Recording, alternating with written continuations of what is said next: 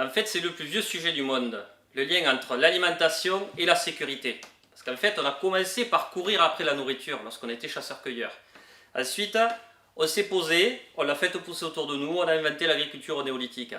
Et ensuite, pour sécuriser ces récoltes, on s'est regroupé en communauté. C'est là qu'on a inventé les villages. Donc c'est là aussi qu'on a inventé l'aménagement de l'espace. C'est là où on a transformé l'espace en territoire.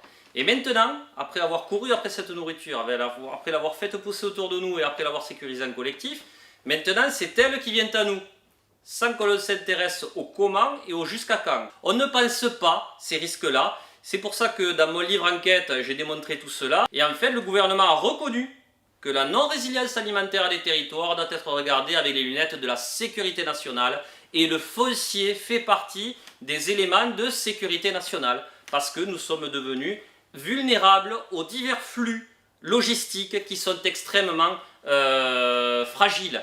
Donc en fait, cette sécurité-là, elle se joue également en local, à travers les projets alimentaires territoriaux. Les projets alimentaires territoriaux pourraient être supérieurs aux documents d'urbanisme.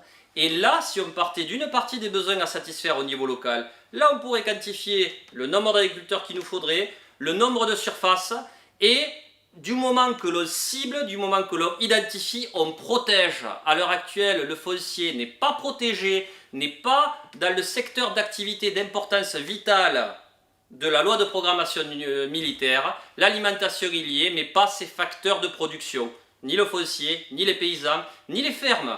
Il est temps que, pour des raisons de sécurité, ça change. Le monde agricole, en liaison avec les collectivités locales, peuvent reprendre la main et fabriquer enfin du temps long en passant des contrats avec des producteurs à l'échelle des projets alimentaires et territoriaux. On leur redonne enfin un peu de temps long, c'est-à-dire une visibilité dans le temps sur les prix et sur les volumes.